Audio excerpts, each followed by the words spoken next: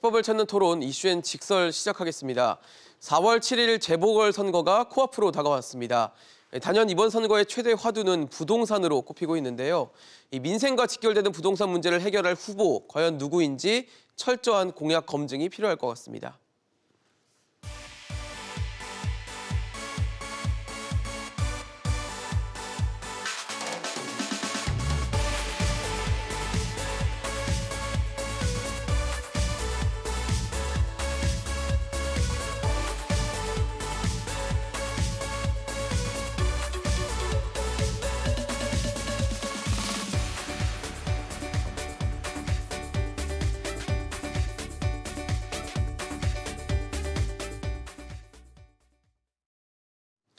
네, 오늘 함께해 주실 세 분 소개하겠습니다.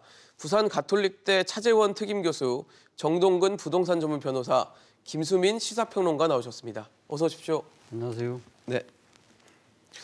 네, 서울시장 선거 두 번째 TV 토론회까지 끝난 상황입니다.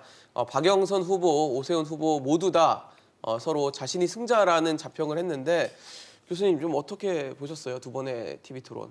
네, 뭐 모든 후보들은 또 토론회 끝나면 다 자신들이 승자라고 그렇죠. 하지만 자신감을 승자의 드러내죠. 판단의 몫은 결국 현명한 유권자들이 하시겠죠. 맞습니다. 뭐 제가 어느 누가 승자라고 그러니까 판정 내리기는 좀 상당히 곤란할 것 예. 같고요. 뭐 제가 느끼는 일종의 인상 비평을 한다면 네. 일단 지금 공수가 조금 바뀐 것 같은 기분이 듭니다. 이 공수가 여야가 바뀌었다.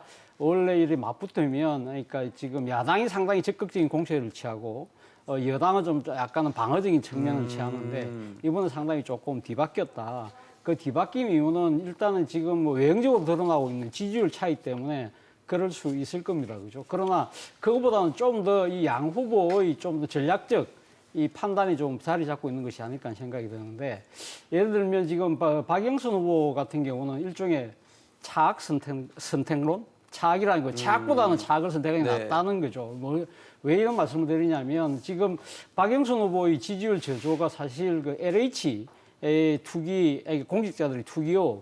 이런 부분들에서 분노한 민심 때문에 아마 상당히 그 원인이 있다고 판단을 하는 것 같아요. 그런데 아마 박영선 후보는 그런 부분들에서 정부 여당의 책임도 크지만 그거보다는 오히려 지금 상대 후보인 오시훈 후보가 이 지금 내곡동에 대한 그 셀프 보상 의혹 이것이 더 나쁜 거 아니냐. 네. 그렇다고 한다면 조금 덜 나쁜 사람을 선택하는 것이 좋다는 측면에서 상당히 그런 식으로 강하게 네거티브 전략을 펼치고 있는 것이 아닐까 생각이 들고 반면에 지금 오시훈 후보 같은 경우는 지금 일종의 그러니까 이 중도층을 겨냥한 나름대로 네거티브 대응 전략이 아닐까 하는 생각이 듭니다. 그렇기 때문에 상당히 어떻게 보면 지금 그 박영선 후보가 상당히 복싱으로 치면 강하게 이 지금 그러니까 이 치고 들어오는 인파이트의 모습을 보이고 있지만 지금 그 오시훈 후보 같은 경우는 상당히 이렇게 해주고 툭툭이 아웃복싱을 하면서 그러니까 거리감을 카운터볼만 좀 두면서 치는 그런 식으로 하는 이유가 결국은 아마 이 지금 그 양쪽의 지지층은 다 결집대로 결집돼 있다. 그렇다고 한다면 이 지금 판세를 좌지울 사람은 서잉보터인 중도인데 중도층들이 상당히 정치 혐오의 성격이 강하잖아요. 그렇기 때문에 본인까지 만약에 네거티브로 이렇게 강하게 맞받아칠 경우에는 오히려 이 중도층들이 투표장에 안 나온다. 그렇게 될 경우에는 오히려 내한테 손해가 될 수 있다. 그렇기 때문에 맞대응을 자제하는 그런 전략을 선택하고 있는 것 같아요. 그런데 문제는 결과적으로 누가 승리할지는 결국 유권자들이 판단하지 않을까 하는 생각이 든답니다. 사실 이번 TV 토론에서도 뭐 부동산 아니면 뭐 땅 문제 이런 것들이 역시 좀 화두가 됐었는데 변호사님 좀 어떻게 보셨어요? 일단 네거티브 선거 전략은 여전했는데 지금 이번 정부 들어와서 평소에 정치에 관심이 없던 사람들까지도 이제 정치에 관심을 가지게 되는 좀 중대한 변화가 있었는데 그 연장선상으로 이제 서울시장 선거에 대해서도 관심이 되게 뜨거웠다는 거를 좀 느낄 수 있었습니다. 그런데 이제 일반적인 정책 이슈에 대해서는 보통 이제 세계관의 차이로 해서 어떤 현실적인 검증이 어려운 게 대부분인데 이 부동산 정책이라는 거는 이제 뭐 시기적으로 장단기의 차이는 있지만 나중에 이제 가시적으로 어느 정도 정책의 실효성을 거뒀는가의 측면에서 이제 검증이 가능한 정책입니다. 예. 이제 그러다 보니까 조금 뭐 정책 중에서도 이제 문제의 본질이 무엇인가 네. 또는 뭐 그것에 대한 해법은 무엇인가 이런 거에 대해서 국민들이 조금 관심이 평소보다는 훨씬 더 컸던 것 같고요. 아무래도 저는 이번 서울시장 보궐선거는 어떤 실력 있는 정치인을 선택하는 선거가 아닌가 뭐 그런 관점에서 조금 재미있게 지켜봤습니다. 평론가님은 좀 어떻게 평가를 해주시죠? 네, 많은 선거들이 그렇듯이 누가 더 좋은가를 묻는 것 이상으로 누가 더 싫은가를 묻는 선거들이 있는데 이번에 TV 토론은 그것을 더 강화시키지 않았나라는 생각이 듭니다. 예. 그냥 어느 진영을 떠나서 시민으로서 또 시청자로서 봤을 때는 바람직하지 않은 토론이었다라고밖에 말할 수 없겠고 일단 박영선 후보에 대해서 말씀을 드리면 네. 이명박 내곡동 빼고는 토론이 진행이 안 되는 그런 수준이었다라고 볼 수 있겠고 사실 이명박 전 대통령이 그 죄를 짓고 옥에 있는 상태잖아요. 네, 그런 상태에서 그렇죠. 굳이 뭐 불러내서 이게 10년 전 서울시장 선거처럼 MB 심판 얘기가 또 나오는 것인지 굉장히 의아한 부분이 있었고 오세훈 후보는 상대 후보의 공세에 대해서 말을 중간중간에 계속 잘라낸다거나 또 즉각적으로 자꾸 표정을 지어 보이는 그런 모습들을 보여서 이게 과연 앞서 나가는 선두주자의 모습인가 이런 생각이 들었습니다. 끝난 다음에 이제 각 당의 후보 말고 같은 당의 다른 인사들이 서로 이제 우리 후보가 잘했고 저쪽 후보는 정말 못했다 이런 걸로 또 SNS에 올리고 그랬었는데 그렇죠. 저는 그분들도 객관적으로 자신을 성찰할 수 있는 능력이 있다면 조용히 있는 것이 국민에 대한 도리가 아닌가. 예, 그만큼 아주 나쁜 토론이었다라고 하는 것입니다. 그러니까 유권자 입장에서는 지금 뭐 정청래 의원의 SNS도 나가고 있지만 이런 뭐 어떤 소모적인 논쟁보다는 사실 공약에 대한 검증이나 이런 것들을 좀 했으면 좋았을지 않았을까라는 생각을 했을 것 예, 같은데. 저런 반응은 사실 투견판이라든지 그런 데서 그 관중들이 막 그 즉각적으로 야유하거나 환호하거나 그런 태도하고 다를 바가 별로 없죠. 사실 뭐 앞서서도 말씀을 드렸지만 지금 또 이준석 그 본부장의 멘트도 나오고 있는데 사실 뭐 이런 거를 보고 싶어서 아마 유권자들이 보는 건 아닐 텐데 좀 아쉬운 부분이 분명히 존재를 했던 것 같고 역시 뭐 뭐니 해도 TV 토론의 핵심 주제는 부동산 네. 땅이었습니다. 이번에 뭐 LH 논란이 사태가 워낙 문제의 핵심이 되고 있기도 하고 그동안 문재인 정부가 뭐 집값을 올려왔다라는 것에 두고도 원인이 뭐냐에 대해서도 얘기가 많았는데 두 후보는 일단은 보는 관점이 좀 달랐어요. 그렇죠. 예, 지금 뭐 지금 박영선 후보 같은 경우는 지금 그러니까 MB 그러니까 이명박 대통령 시절에 그러니까 오세훈 시장이 서울시장 그러니까 할 하지 때. 않았습니까? 네네. 그때 소위 말 유타운 개발 뭐 이런 부분들 때문에 상당히 결과적으로는 그때 그것이 상당히 멀리 있는 원인이긴 하지만 네네. 그것 때문에 결국은 누적된 결과가 지금 집값 상승을 올렸다는 것이고 오세훈 시장 입장에서는 그러니까 박원순 시장이 소위 말 재개발 재건축에 대한 규제를 강함으로써 공급이 부족하니까 결국 집값이 오를 수밖에 올랐는데. 없었다는 네. 이야기인데 저는 두 사람 다 나름대로 일리 있는 지적을 하고 있다는 생각이 들어요. 그렇다고 한다면 앞으로 그럼 집값에 대한 부분을 가면 어떻게 할 것이냐. 이 부분은 결국 두 사람이 이야기한 부분은 조합해서 이야기를 하면 되죠. 적절하게 공급을 하고 그리고 또 지금 무차별하게 무분별하게 규제를 풀 것이 아니라 적당한 규제를 하면서 이걸 나름대로 조합을 하면 충분히 그럼 집값을 잡을 수 있다는 이야기인데 그거는 너무 지금 원론적인 이야기잖아요. 그렇죠. 근데 저는 사실은 뭐 이 지금 이 두 사람의 그러니까 지금 그 원인을 저는 구체적으로 공부하기보다는 저는 정말 중요한 원인을 두 사람이 놓치고 있다는 생각이 들어요. 뭐냐? 네, 뭘까요? 그 원인은 결국 서울에서 집값이 오르는 게 서울공화국이죠. 수도권 집중 때문에 그렇다는 거예요. 2020년 인구주택 총조사에서요.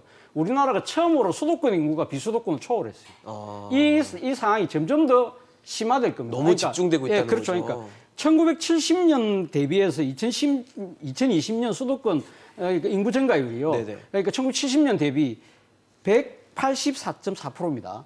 그런데 비수도권에서 인구 증가는 11.7%밖에 안 돼요. 그러면 수도권이 15배나 더 많이 늘어났다는 거예요. 50년 동안. 그렇죠. 70년에서 예, 2020년. 70년, 50년 동안. 그러니까 비수도권보다 15배나 인구가 더 폭발적으로 늘어났으니까 그렇다고 한다면 이 수도권 공화국, 그러니까 서울공화국, 수도권 네. 집중 부분을 해소하지 않는 이상 이 집값을 어떻게 잡을 수 있겠냐는 겁니다. 그래서 결국 궁극적으로 제가 생각했을 때는 문재인 정부가 출범하기 전에 거의 뭐 이 그 지방 그 연방제에 버금가는 그런 강력한 뭐 지방 분권과 국가 균형 발전하겠다고 했는데 그런 부분들이 안 된 거예요, 사실은. 그러니까 지금 노무현 정부 때 국가 균형 발전을 내세워가지고 쭉 해왔던 부분들이 이명박 박근혜 정부 하면서 상당히 많이 후퇴했고, 그리고 아마 문재인 정부가 들어오면서 상당히 뭔가 좀 강하게 될 거라는 생각이 있었지만 아직 제가 봤을 때 그런 부분들이 노력이 별로 가시화되고 있지 않다. 저는 뭐 궁극적으로 봤을 때는 그러면 그것이 그러니까 지금 상당히 시간이 많이 걸린다고 한다면 저는 사실은 이 지금 그 노무현 대통령이 이야기했던 수도 이전 그 부분은 좀 더 강하게 이 정부가 좀 할 필요가 있지 않나 하는 생각이 들어요.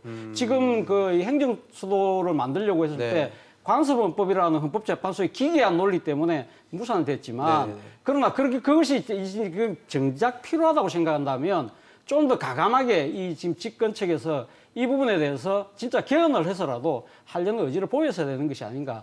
저는 이 서울에서 정치 기능만 떼서 만약 세종시만 갖고 간다고 하더라도 저는 상당히 이 집값 올라가는 원인은 상당히 잡을 수 있을 것이다. 있다는 생각이 들어요. 정작 두 후보 같은 경우는 물론 서울시장이 출마하기 때문에 네네. 그 이야기를 적극적으로 할 수는 없겠지만 그러나 지금 이 사태에 대해서 지금 책임 있는 정치인들은 그 부분에 대해서 좀 더 심각하게 고민해 볼 필요가 있다는 생각이 들어요. 변호사님은 이 두 후보가 보고 있는 원인 진단에 대해서는 어떻게 좀 보셨어요? 예. 근데 두 후보 공이 지금 정부의 정책 실패는 인정을 하면서 이제 표면적으로는 전 시장들에 대해서 지금 원인을 돌리고 있단 그렇죠. 말이에요. 박원순 시장이라든지 네, 아니면 근데 뭐 이게 오세훈 전 시장까지. 뭐 부동산 가격 상승이 서울에서 이제 촉발되기는 했지만 지금 비단 서울만의 문제는 아니고 전 국가적 문제로 확산이 됐는데 그렇죠. 사실 뭐 지방 집값 상승이 서울시장 책임이냐 뭐 그거는 아니죠. 두 후보 모두 또 대책으로 내세운 게 공이 수요 억제 정책보다는 이제 공급 확대 확대를 정책으로 하겠다. 지금 뭐 대안을 제시하고 있는데 이미 그 대안에서 답이 나온 겁니다. 기본적으로는 뭐 전직 시장의 문제들이 아니고 네. 이제 공급 부족에서 이제 원인을 찾은 거죠. 그렇다고 본다면 오세훈 후보가 지적을 하고 있는 어떤 재개발 재건축의 제한을 통한 공급 부족 현상 쪽이 좀 더 현실성이 있어 보이고요. 그다음에 이제 뭐 지난 방송에서도 말씀드렸다시피 꼭 이게 서울시장만의 문제는 아니고 예. 이제 정부 정책의 실패, 가령 뭐 모든 경제 주체들에 대한 수요 억제 정책을 쓰면서 각 정책 간의 어떤 유기적 연관성을 고려하지 않은 부분, 이런 부분도 원인이 될 것이고, 이제 교수님께서는 어떤 이제 수도권의 인구 집중 부분에서 말씀을 드렸는데, 저는 이제 좀 더 경제적 차원에서 말씀을 드린다면, 지금 우리가 이제 다주택자들에 대한 어떤 투기 세력이라는 어떤 프레임으로 이제 전쟁을 선포하는 것처럼 되고 있죠. 좀 그런 부분이 있는데, 예. 이 다주택자에서 자에는 이제 소위 이제 개인이나 자연인만 포함이 되는 것이 아니고 네네. 이제 법인들도 상당히 많이 포함이 됩니다. 제가 이 말씀을 드리는 이유는 지금 이제 주택이 이제 뭐 기본적인 의식주의 한 요소로서 되게 부각이 되고 있지만 지금 이제 테헤란로나 강남의 좀 빌딩 가격도 주택 가격 못지않게 상당히 많이 상승을 했거든요. 아, 집뿐만이 아니다는 예, 말씀이시군요. 그래서 지금 이제 뭐 제조업이나 유통업 같은 경우는 이제 평균 마진율이 이제 10% 정도밖에 안 되는데 예. 빌딩 하나 사서 중소기업에서 뭐 한 2년 정도에 200억 이상 차익을 노리는 사례가 지금 굉장히 많아요. 테헤란로의 빌딩 값을 사실 지금 법인들이 거의 다 올리고 있는데 한 200억에서 이제 법인세율 최고 한 35% 정도만 내면 비영업용 자산에 대해서는 10% 정도 추가 과세가 되니까 오히려 이제 본연의 제조업이나 유통업에 종사하는 것보다 훨씬 더 많은 이익을 누리고 있어요.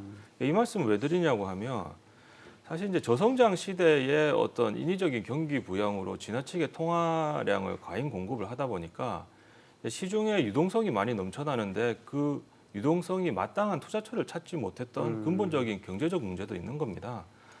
이제 그런 부분까지 고려를 한다면 사실 이제 뭐 처음 질문으로 돌아가서 뭐 전직 시장들만의 문제는 아니고요. 뭐 굳이 좀 사회 더 구조적인 문제도 뭐 존재할 합리적인 어떤 답을 했던 쪽을 선택을 하자면 이제 공급 측에서 어떤 부족의 원인을 찾았던 뭐 오세훈 오세훈 측이 좀 더 시장이겠네요. 현실성이 있는 지적이 아니었나 뭐 그렇게 생각을 하고 있습니다. 사실 두 후보가 원인을 보는 관점은 조금 차이가 있긴 하지만 결과적으로 이 문제를 해결하기 위해서 공급을 해야 된다는 데는 뭐 이견이 없어요. 그리고 숫자로 봤을 때 박영선 후보 같은 경우는 5년간 한 30만 호 정도, 오세훈 후보는 5년간 한 6만 호 정도를 공급하겠다고 했는데 이걸 두고도 논란이 많습니다. 서울시에서 지난 5년간 공급했던 게 한 16만 호 정도 되니까 굉장히 과도하다는 얘기도 있고 서울시장이 된다고 했을 때 임기가 1년 조금 넘거든요. 5년이라는 숫자를 과연 보장할 수 있을 것인가를 두고도 얘기가 많은데 어떻게 보십니까? 글쎄요, 이 호수 같은 경우는 해봐야 아는 것이고 사실 그렇죠. 공약을 내는 입장에서는 최대한 많이 좀 부풀리고 싶기도 할 겁니다. 보여지는 게 그리고 있으니까요. 어떻게 보면은 이거는 유권자들이 좀 감안을 할 필요가 있는 게 이게 정확한 숫자인가라는 거에 대해서 너무 지나치게 함몰되지 않았으면 좋겠습니다. 왜냐하면 기술적으로 행정적으로 추진을 하다 보면은 또 아무리 열심히 노력해도 미달할 수도 있는 부분이고 잘 안 되는 것도 있겠죠. 예, 그래서 이제 물론 정치권에서 자꾸 뭐 나는 묻고 떠블로 간다 이런 식으로 더 부르는 문화는 문제가 있겠지만은 예, 그래도 이제 이 수치 자체에 대해서 너무 함몰될 필요는 없겠다. 유권자들도 그러니까 방향을 보고 일단 결정을 하는 것이 바람직하겠다라고 하는 것이겠고요. 네. 이제 양쪽 다 사실 공급이라는 쪽으로 그렇게 가닥을 잡기는 했고 예. 이것은 이제 좀 비교를 하자면 한쪽 편으로는 박영선 후보가 우위인 측면이 있고 한쪽 편으로는 어쩔 수 없는 열세인 측면이 있습니다. 뭐냐면 일단 현재까지 여야의 부동산 관련한 공방은 여당 측은 주로 전 정부의 문제였다라는 쪽으로 탓을 돌리고 있고 그것이 예. 국민들의 반감을 오히려 만들어낸 측면이 있죠. 근데 야당은 또 무슨 문제가 있냐면 정부가 하는 건 무조건 반대하려고 하는 그리고 어떤 수요 억제라든지 규제책을 내놓으면 다 시장에 맡기라는 식으로 그렇게 반대로 도는 얘기를 하고 있거든요. 예, 그런 것들이 야당도 이제 국정 운영의 한 주체다라고 생각을 한다면은 좀 무책임하게 느껴질 수 있는 부분이 있는데 박영선 후보가 우위인 부분은 정부의 어느 정도 실패를 인정했다라고 하는 부분, 네. 그 부분은 우위가 되겠습니다. 근데 문제는 이게 정치적인 차원에서 보자면 박영선 후보는 장관이 되기 전에 20대 국회의원이었거든요. 그렇죠. 그리고 현재도 그 이미지가 남아있지만 여당 내 비주류 이미지가 있습니다. 그럼 여당의 정책이 잘못되어 가고 있을 때 그것을 어느 정도 교정할 수 있는 그런 위치에 있었던 사람이라는 거죠. 그렇다면은 저는 이제 문재인 정부가 부동산 정책에서 그 정부 초반에 공급 신호 확대를 확실하게 줄 필요가 있었다라고 저도 생각을 하고 예. 그 부분을 못했던 것이 굉장히 결정적이었다라고 보여지거든요. 근데 박영선 후보를 포함해서 민주당의 비주류에 속하는 정치인들이 그런 얘기들을 해준 사람이 있는가? 제 역할을 하는 하지 겁니다. 못했다라는 예. 거군요. 만약에 네. 그런 역할을 해주는 사람이 있었다면 현재 국면에서 빛이 났을 거예요. 그렇겠죠. 이 사람이 얘기했던 게 맞았다. 그리고 민주당 내에 어떤 당권의 흐름이라든지 후보 공천이라든지 이런 데에서 그런 비주류가 뜨게 될 경우에는 민주당과 문재인 정부가 스스로의 한계를 보완하고 고쳐나갈 수 있는 그런 잠재력이 있는 정당이었구나라는 게 확인되는 거거든요. 근데 이제 와서 선거에서 불리하기 때문에 부동산 민심이 너무 나쁘기 때문에 공급 확대책을 뒤늦게 들고 나왔다라는 거 이거 어쩔 수 없는 근본적인 한계를 다시 한번 보여준 거다라고 저는 판단을 합니다. 사실 뭐 조금씩 차이는 분명히 존재해요. 두 후보가. 근데 지금 일단은 재건축 같은 민간 사업을 활성화하겠다는 것도 같아요. 근데 한쪽은 오세훈 후보 같은 경우는 민간이 좀 주도하는 쪽이고 뭐 박영선 후보 같은 경우는 일단 뭐 지자체나 시와 같이 이제 민간이 좀 같이 하는 것인데 결과적으로 어쨌든 뭐 재건축 이런 재개발이 활성화됐을 때 집값이 또 들썩여서 또다시 상승하는 국면으로 가면 어떻게 되나라는 걱정도 되거든요. 그렇죠. 뭐 지금 뭐 언론에서 다 이렇게 간결하게 표현을 하더라고요. 그러니까 박영선 후보는 저렴한 공공, 저렴한 공공. 그리고 오세훈 후보는 빠른 민간. 빠른 민간. 빠른 민간인데 그러니까 지금 뭐 앞서 그러니까 부동산 가격 그러니까 상승 이런 부분들 우려된다고 했는데 상대적으로 그렇다고 한다면 박영선 후보는 아무래도 저렴한 공공이니까 약간은 집값 상승은 많이 억누를 수가 억제할 수 있겠죠. 있겠죠. 그러나 과연 이것이 가능할 수 있을까라는 생각을 해본다는 것이죠. 그러니까 지금 이건데 지금 사실은 이 공공주도 형태의 이런 개발 자체가 서울처럼 이제 벌써 이렇게 과밀하게 지금 발전돼 있는 도시에서 그게 통할 수 있을까? 그렇죠. 바로 그런 측면 때문에 어제 그 유세 때도 그 지금 박영선 후보가 민간의 참여를 상당히 늘리겠다는 식으로 약간 자세 전환하는 모습들이 보이거든요. 그런 고민들은 사실 현실적으로 하니까 저렴한 공공만으로는 되지 않는다는 자체의 한계를 나름대로 인식을 하고 있는 것이 아닐까라는 생각이 든다는 것이죠. 그리고 무엇보다도 제가 생각했을 때는 앞서 우리가 그 이야기를 했습니다만 지금 1년짜리 임기 시장인데 그러니까요. 지금 근데 이분들은 지금 다음 재선한다고 생각을 하잖아요. 근데 제가 생각했을 때는 지금 30만 호다, 35만 호다, 예. 36만 호입니까? 36만 호다 이야기하는 부분들은 지금 우리나라 같은 경우는 지금 자치단체장이 3년인까지만 가능하니까 예. 최대 12년을 해도 가능할까 말까 한데 이분들은 지금 5년만 하겠다고 그래요. 그러니까 지금 그렇겠죠.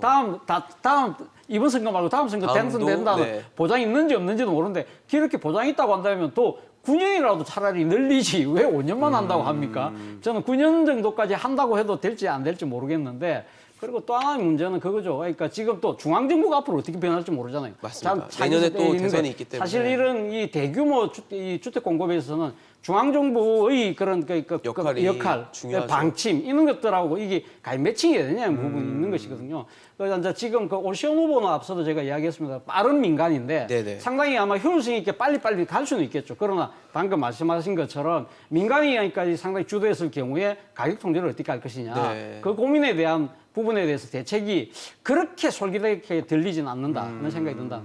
사실 지금 뭐 후보들이 공급을 확대하겠다라는 것이 결국은 집값을 잡고 부동산 시장을 안정시키겠다는 건데 이게 반대로 집값을 올렸을 때 또 오는 역풍이나 그때 오는 서민들의 고통은 또 감안을 지금부터는 좀 해야 되지 않을까라는 생각이 들거든요. 네.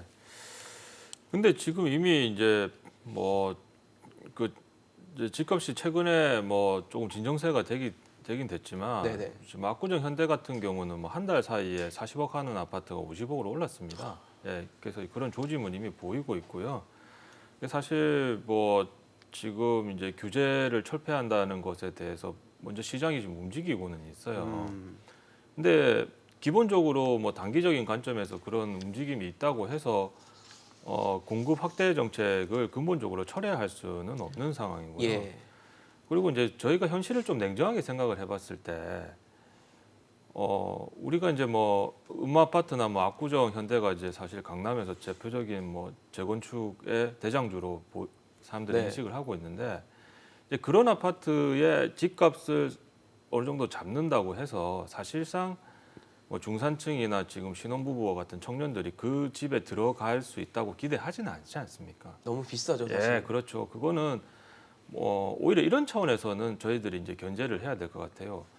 어차피 뭐 그쪽으로 이제 입주할 사람들은 정해져 있는 건 사실인데 그것이 오히려 대장주의 역할을 해서 이제 중저가 아파트까지 끌어올리는 같이. 예, 그 효과는 이제 사실 좀 걱정을 해야겠죠. 그래서 이제 정책 자체가 사실 모든 부분의 경제 주체와 시민들을 만족시키는 건 사실상 불가능합니다. 예, 예. 그리고 이제 서울시의 집값이라든가 어떤 주택 공급의 문제는 냉정하게 얘기하면 서울시만으로 해결은 불가능합니다. 잘 아시다시피 지금 상기 신도시 같은 경우는 서울시에는 더 이상 신도시 같은 대규모로 지을 수 있는 부지가 그런 없죠. 부지는 없죠. 예. 결국은 이제 수도권까지 확장을 해서 생각을 하고 더 넓은 관점에서 장기적인 관점에서 본다면 교수님이 말씀하신 것처럼 어떤 국토의 균형 개발까지 고려를 해야 해결되는 거지. 지금 마치 무슨 두 후보들이 이미 3선을 전제한 것처럼 지금 보궐시장 선거지 않습니까? 맞습니다. 근데 정책 자체는 거의 대선급이에요. 네.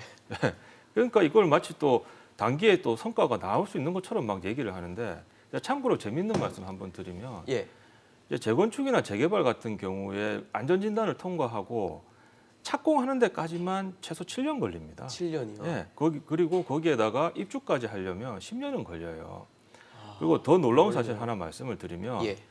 재건축이나 재개발 이제 정비 사업을 진행을 할 때 평균 혹시 일어나는 소송 건수를 아십니까? 소송이요? 예, 한 조합에서 정비구역에서 발생하는 소송 건수가 500건입니다. 500건이나 예, 거기에다가 1심, 2심, 3심까지 곱하면 1,500건이에요. 그래서 이제 변호사들 사이에서 우스갯소리로 이런 얘기가 나오고 있어요. 조합 하나 사건 맡으면 뭐 1년 먹고 산다. 아, 그 정도로 많은 소송이 일어난다는 말씀이신 예, 거죠? 그게 그럴 수밖에 없는 게 그 정비구역 안에는 수천 세대의 뭐 입주민들도 있고 네네. 또 상인들도 있지 않습니까? 그렇죠. 그 참고로 이제 뭐 법률적인 설명을 조금 첨언하자면 재건축 같은 경우에는 또 그 상인들에 대한 영업보상 규정이 없습니다. 근데 우리는 그냥 뭐 지금 재건축에서 주택 공급하자 이렇게 쉽게 얘기는 하지만 예. 그 상인들 입장에서는 뭐 권리금 주고 인테리어 뭐 몇 억을 들여서 하고 또 다시 이제 뭐 뭐 이전을 해서 새롭게 사업을 한다는 건 쉬운 문제가 아니거든요. 그렇죠. 그러니까 그런 이주에 들어가는 엄청난 시간과 사업 완료에 물리적으로 소요되는 최소 시간이 있는데 이걸 마치 공약을 들어보면 당장 뭐 어떻게 주택을 단기에 공급한 것처럼 얘기하는데 국민들은 이런 부분에 대해서 조금 냉정하게 좀 판단을 할 필요가 있을 것 같고요.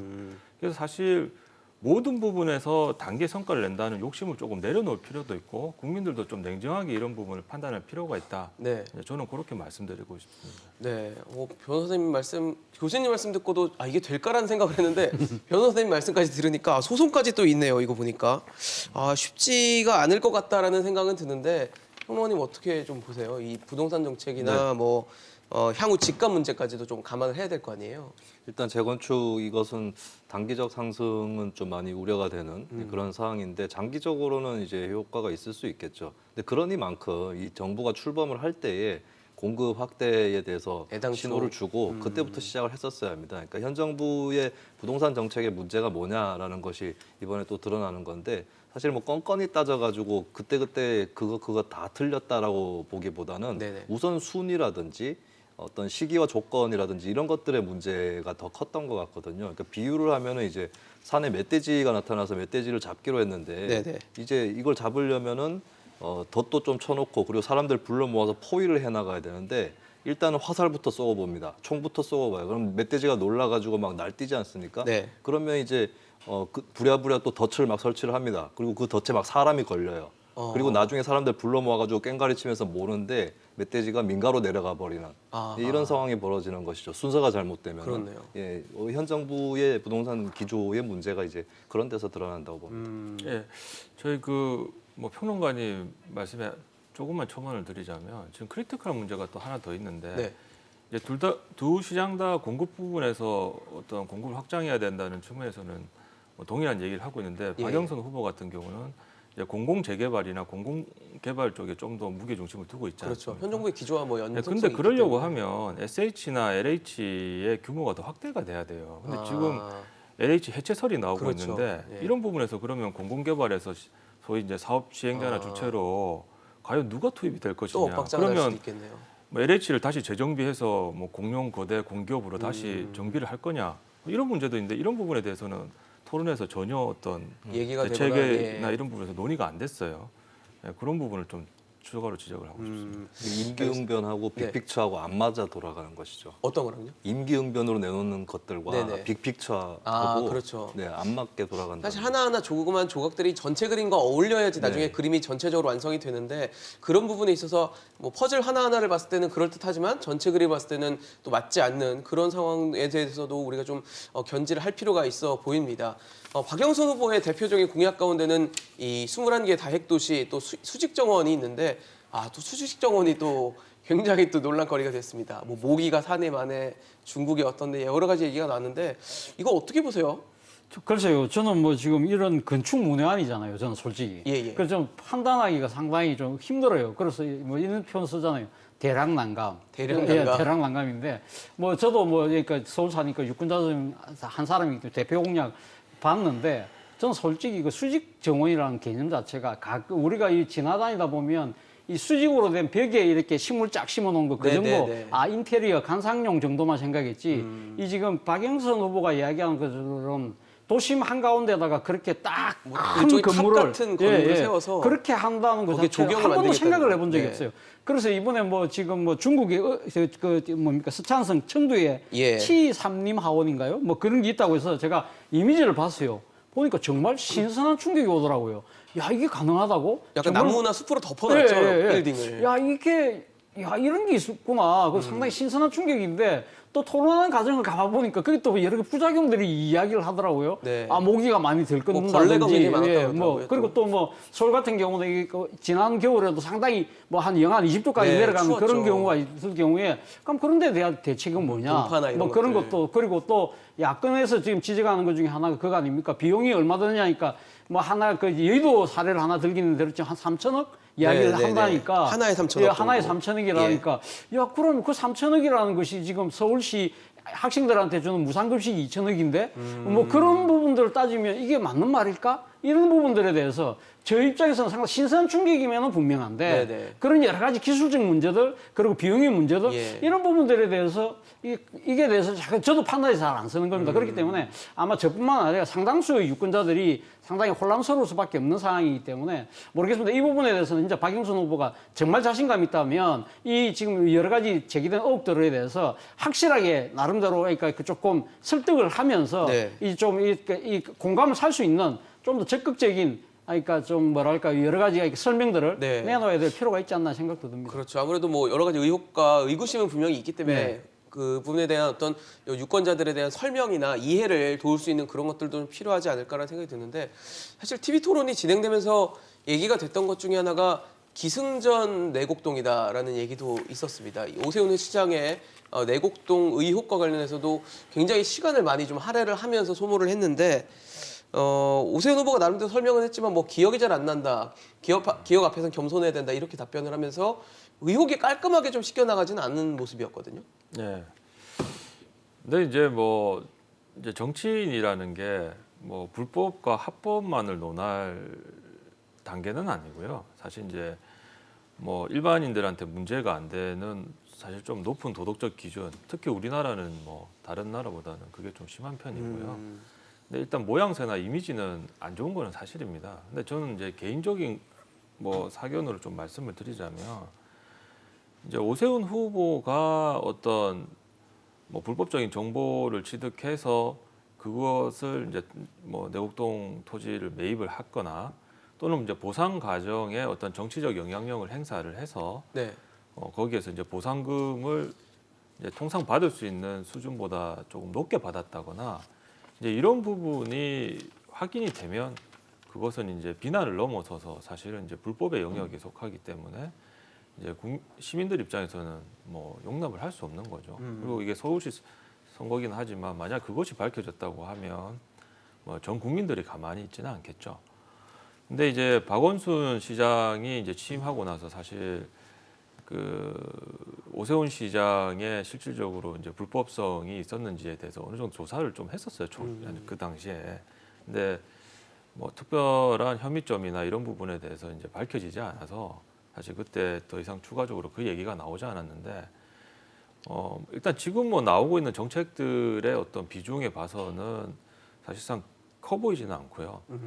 뭐 제가 봤을 때는 이게 뭐 정말 후보의 자격 내지는 이제 뭐 적격 요건을 좌지우지할 만큼 핵심적인 어떤 이슈는 사안은 아닌 것 아니다. 같다. 뭐 이 정도로 저희는 보이고 있습니다.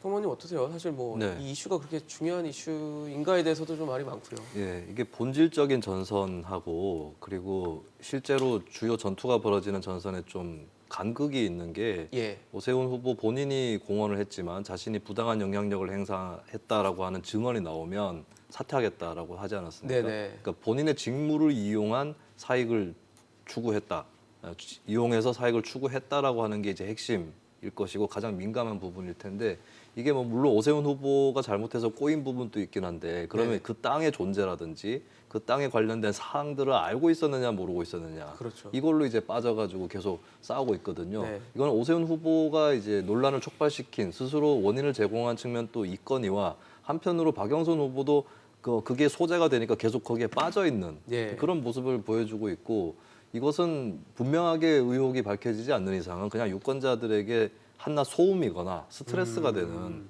그런 상황에 지나지 않는 것으로 선거가 그냥 흘러갈 것 같아요. 그리고 민주당도 이번에 책임을 져야 되는 것은 이제 입증 책임은 사실 민주당 쪽에 조금 더 있습니다. 예, 더 밝혀내야 될 부분들은 네네. 그것을 이제 오세훈 후보가 내가 기억이 잘 안 난다, 뭐 예. 기억 앞에 겸손해야 된다, 어느 정도는 좀 공색하게 들리는 것도 사실이지만 근데 어쩔 수 없는 거거든요. 그렇게 대답을 하면 그럼 이제 더 밝혀내야 되는 것인데 계속해서 뭔가 있을 것처럼 하면서 뭐 이렇게 결정타가 나오지 않는 스모킹만 있고 스모킹 건이 없는 이런 상태에서는 이제 이 선거에서 그렇게 좋은 소재가 될 것 같지는 않고요. 그리고 좀 이 시점에서 드는 의문이 2010년에 서울시장 선거 때 한명수 후보 측에서 제기를 했던 문제거든요. 네네. 그때는 왜 진척이 안 되었었는가? 이게 그렇게 심각한 문제고 여러 가지 단서들이 있다면 예, 그런 의문까지도 좀 드는 그런 부분입니다. 그래서 물론 계속해서 의혹이 남아 있는 것은 유권자들을 고려해서라도 계속 검증을 해야겠지만 네네. 여기에 너무 시간을 뺏기고 할애하는 것은 유권자들에 대한 도리는 아니다라고 보여집니다. 네, 좀 더 그 공약에 대한 설명이나 이해를 구할 수 있는 그런 주장들을 많이 좀 시간을 할애했으면 하는 바람이 있는데 최근 여론조사를 보면은 오세훈 후보가 좀 유리하게 네. 계속적으로 나오고 있고 어떤 여론조사에서는 또 전년 연령층의 전체 다 그렇죠. 오세훈 후보가 유리하다라는 여론조사 결과도 나오고 있는데 사실 뭐 여론조사는 여론조사일 뿐이라는 의견도 있거든요. 예, 근데 지금 그 내곡동 의혹과 관련해서 그러니까 민주당의 생각 그리고 또 지금 국민의힘의 생각이 사실 과거의 특정 선거를 염두에 두고 하고 있는 것 같아요. 제 생각에는 뭐냐면 1995년도 그러니까 이 지금 그 단체장 선거가 처음 진행됐던 그러니까 서울시장 선거 때 예. 당시 압도적인 1위 후보가 박찬종 후보였어요. 네. 그리고 그때 당시에 그러니까 그 민주당이 추천했던 후보가 조순 교수, 서울대 경제학과 네. 교수 조순경 후보를 내세웠는데 제 기억으로 한 20% 정도 차이가 났었어요. 근데 이게 한 번만에 뒤집어집니다. 뒤집어진 결정적인 이유가 박찬종 후보의 거짓말 논란이었어요. 뭐냐면 네. 박찬종 후보가 과거 검사 시절에 네. 1972년도에 유신과 관련된 찬양 칼럼을 썼다 안 썼다. 그러니까 유신을 찬양하고 유신을 만드는데 적극적으로 앞장섰다 안 썼다 부분에 대해서 박찬종 후보는 그런 안 일이 했다고 없다. 했군요. 뭐 기억이 없다 했는데 나중에 그것이 결정적으로 칼럼이 결과가 나오거든요. 증거가 예, 있었어요. 증거가 나오면서 그러면서 이게 그 순식간에 뒤집어지면서 그 상황으로 가는데 그렇기 때문에 그러니까 민주당 입장에서는 이 거짓말이라는 것 자체가 유권자들의 상당히 표심을 자극할 수 있고 뒤집을 수 있는 하나의 그게 된다. 그 아마 판단해서 세게 공격을 하는 것 같아요. 예. 근데 모르겠습니다. 지금 박영선 후보 같은 경우는 지금 그때 당시는 민주당이 야당이었어요. 그렇죠. 근데 지금은 이 여당이잖아요. 그럼 계속 네거티브를 하면 집권당 후보가 가질 수 있는 여러 가지 프리미엄이 있잖아요. 예를 들면 정책이라든지 비전의 우위 이런 부분들이 내세울 수가 없는 거예요. 그렇죠. 그런 부분들이 묻히는 지금 측면이 있고 반대로 지금 오세훈 후보 입장에서는 2007년도 선거를 갖고 있는 것 같아요. 기억을. 2007년도 기억하시겠지만 당시 정동영 후보가 네. 대통합민주신당의 정동영 후보가 BBK 들고 이명박 후보를 계속 공격했잖아요. 때렸죠. 네. 지금 나중에 뭐 지금 이 현 정부 들어와서 결국 검찰이 그 진실인 걸로 밝혀냈지만 네네. 그러나 그것이 유권자들이 통하지 않았거든요. 상당히 그때 500만 표 넘는 표차로 압승을 했습니다. 이명박 후보가. 네네. 그렇기 때문에 아마 국민의힘 입장에서도 상당히 이제 정권 심판론이 우세한 상황이 암만 떠들어봐라. 그러니까 어제 내곡동 할아버지가 나와도 안 먹힌다는 네. 이야기가 바로 거기서 나오는 것이거든요. 근데 문제는 뭐냐면 지금 이 오세훈 후보가 이야기하는 해명이 계속 쭉 꼬이는 측면이 있다. 그러니까. 그리고 좀 이거 할아버지라도 해도 안 먹힌다는 이쪽에 아마 유권자들이 좀 뭉개게 하고 있는 거 아닐까? 그런 의구심은 또 어떻게 표심을 작용할지 모른다는 것이죠. 그러니까 서로 지금 양 상대가 자기들에게 유리한 추억만 갖고 지금 선거를 임하고 있는 것이 아닐까? 근데 그 결과는 서로 다른 결과가 나왔다는 것이죠. 그렇죠. 근데 유권자들이 어떻게 선택할지는 결국은 그 유권자들의 몫입니다. 그렇죠. 뭐 일주일 정도 시간이 남아 있기 때문에 이 앞으로의 또 여론조사 결과나 나중에 또 투표를 하고 뚜껑을 열어봤을 때 어떤 결과가 나올지는 참 모르는 그런 상황이라고 볼 수 있을 것 같은데 지금까지는 좀 서울시장 얘기를 좀 해봤고요. 부산시장 선거 얘기도 해보겠습니다. 부산에서도 재보궐선거가 열리기 때문에 준비를 해봤는데요. 사실 지금 여론조사를 보면은 박형준 국민의힘 후보가 상대적으로 김영춘 민주당 후보를 굉장히 큰 차이로 좀 앞서고 있는 상황인데 그동안 뭐 박형준 후보의 뭐 LCT 논란이라든지 아니면 뭐 가덕도 그전에 신공항 관련해서도 이 이슈가 크게 영향을 주지 않는 것 같다는 생각이 좀 들거든요. 네. 근데 이제 지금 제가 드리려는 답변은 사실 이제 서울시장과 부산시장의 각 후보들에 대해서 공이 적용될 수 있는 얘기이기 때문에 네네. 저는 조금 다른 차원에서 한번 접근을 해보겠습니다. 예. 사실 이제 말씀하신 대로 끝날 때까지 끝난 것이 아니고 막판 변수는 있습니다. 근데 예. 저는 이번 선거는 좀 다른 관점에서 봐요. 왜냐하면요. 네. 이제 기존에는 사실 사람들이 뭐 조금 더 거칠게 얘기하면 뭐 누가 돼도 거기서 거기다. 뭐 이런 식의 인식이 있었는데 지금 이제 이 정부 들어오고 최근에 사람들이 정치에 대한 관심이 상당히 많아지면서 네. 정치가 내 삶에 직접적인 영향을 미칠 수 있는 중요한 요소구나. 이런 관점에서 사람들이 이제 봐요. 그래서 사실 이제 아까 교수님께서 말씀하셨다시피 평론가님도 말씀하셨는데 오세훈 후보가 괜히 뭐 쓸데없이 뭐 측량 현장에 내가 갔었니 안 갔었니 뭐 사민성원이 이런 용어를 쓰면서 사실 그런 데 집착할 필요가 없다고 저는 보는데 그러니까 지금 결국은 누가 당선이 되는가는 결국 그 사람이 당선됨으로써 내 삶이 더 나아질 수 있는가 이런 관점에서 사람들이 실리적으로 접근하기 시작을 했단 말이에요. 그래서 뭐 말 한마디가 조금 뭐 사람이 누구나 아무리 정치인이지만 정치인 신중하게 발언을 하는 건 당연하지만 좀 말이 바뀔 수도 있는 거거든요. 그게 정말 악의를 가지고 기만을 하려는 근본적인 의도가 없었더라면. 근데 이제 이번 선거에서 중요하게 저희가 조금 봐야 될 부분이 통상 이제 20대 같은 경우는 확률적으로 진보적 성향이 많이 발현이 될 나이대인데 지금 20대가 소위 이제 국민의힘 보수 쪽이라고 평가되는 국민의힘에 대한 지지율이 박영선 후보보다 3배 정도 높고 부산도 그 정도는 아니지만 젊은 층에서 상당히 앞서고 오히려 있다는 말씀이신 거죠? 역전을 하고 있어요. 근데 이 부분은 사실 정치권에서 굉장히 주목을 해야 될 부분입니다. 더 이상 이제 뭐 나이든 사람들, 보수층, 뭐 젊은 사람들, 뭐 진보 그런 이분법은 네, 안 통하는 그런 거죠. 부분 통하지 않고 이제 현실에 대한 냉정한 인식을 바탕으로 실현 가능한 공약을 제시를 해서 그러한 정책들이 실제로 실현이 돼서 개인의 삶이 더 나아질 수 있느냐 이제 이런 관점에서 사람들이 보기 시작했단 말이에요. 어떻게 보면 기존의 뭐 어떤 일단 뭐 대립 프레임에 네, 그냥 뭐 당에 끌려가고 네, 이런 이제 식의 그런 이제 식의 그런 유권자들의 생각이 그렇지 않다는 어느 거죠. 당에 있으면 뭐 묻지마 찍고 뭐 이런 시대는 이제 아니라는 거죠. 그러다 보면 이제 국민들도 상당히 수준이 높아졌기 때문에 그렇죠.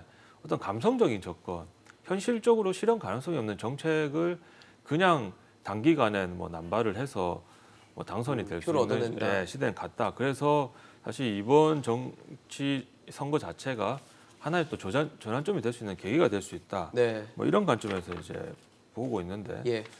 그 뭐 지금 뭐 여론조사가 뭐 조금 어느 정도 신뢰성이 있는 조사라고 하면 뭐 이제 부산시장 선거에서도 일부 또 박형준 후보의 뭐 LCT 스캔들이 나오긴 하지만 또 이제 그 전에 뭐 사실상 정말 특이하게도 이번 두 시장의 선거가 사실 불미스럽게도 성스캔들하고도 또 연관이 되어 있지 않습니까? 그러면서 마련이 된 지금 자리죠. 네, 그래서 뭐 아무리 또 변수가 나온다고 하더라도 이 여론조사 결과가 뭐 크게 잘못된 것이 아니라면 사실 그 결과는 그대로 갈 것 같다라는 것이 개인적인 의견입니다. 커다란 변수가 없다면 네. 전제하에서 형무님은 어떠세요? 지금 뭐 굉장히 부산시장 선거에서는 지지율 차이가 좀 나고 있거든요.